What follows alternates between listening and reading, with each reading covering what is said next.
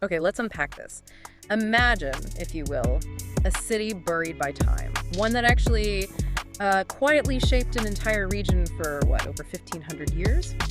Today we're taking a deep dive into Mahasthangarh. It's Bangladesh's oldest known urban archaeological site. And we're not just talking about some scattered ruins here. This was Pundranagar, the ancient capital of the Pundra Kingdom.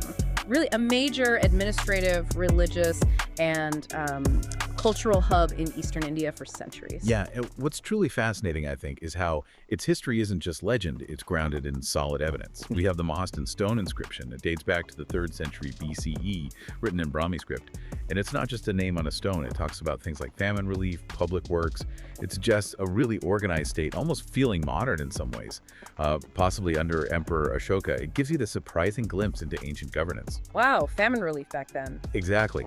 And what's maybe even more remarkable is the continuity. This place was lived in, used from the Maurya era right through until the 13th century CE Muslim conquest. Just think about that span of time. Incredible. So for you listening, our mission today isn't just a history lesson. We want to explore Mahasthangarh's rich past, definitely, but also look squarely at the serious challenges it faces now, and then maybe think about its future potential.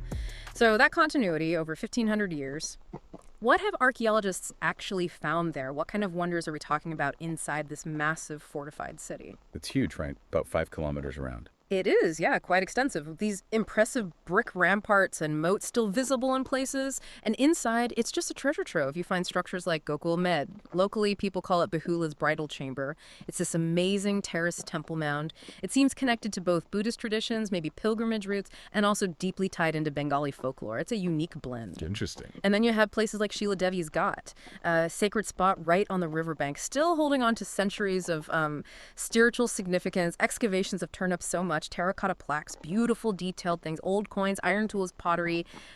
The layers are just immense. And you mentioned inscriptions earlier. Those must be critical for understanding who was there and what they believed. Oh, absolutely crucial. We find inscriptions in Brahmi, which is, foundational for many South Asian scripts, and also Kharosthi. Later on, Arabic script appears too.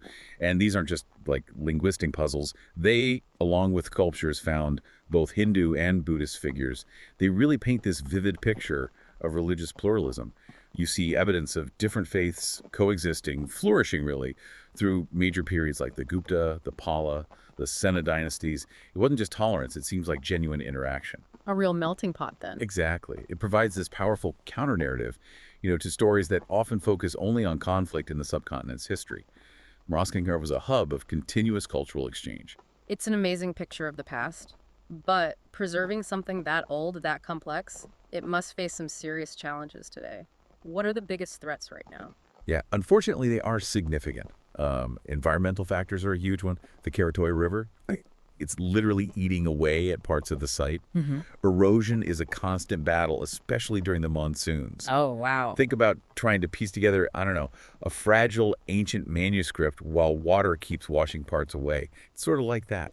Plus, you've got issues with uncontrolled vegetation, roots damaging structures, and seasonal flooding.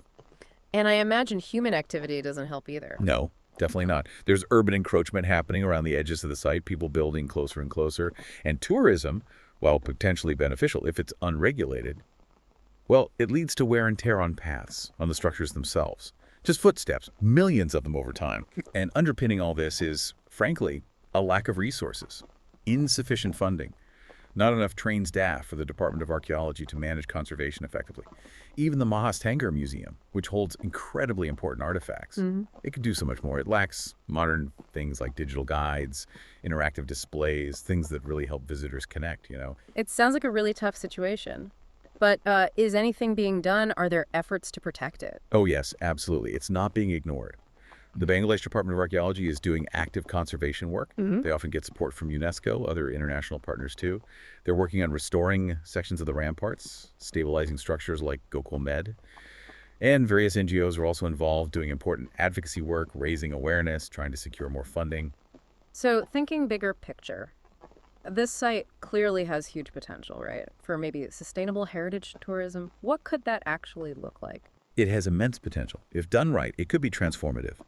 We're talking about developing better infrastructure access roads, visitor facilities, but doing it carefully, sensitively, improving the museum experience, like we mentioned, and crucially, really engaging the local community, How so? making them the primary stakeholders, the stewards of the site, ensuring they see direct economic benefits, jobs, opportunities linked to preservation.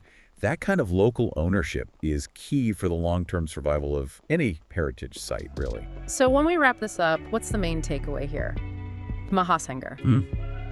It's obviously much more than just old bricks and earth. It really feels like the living memory of Bengal's ancient civilization, doesn't it? Yeah. Echoing all these stories, kings, sages, myths. It represents this incredibly deep shared cultural identity.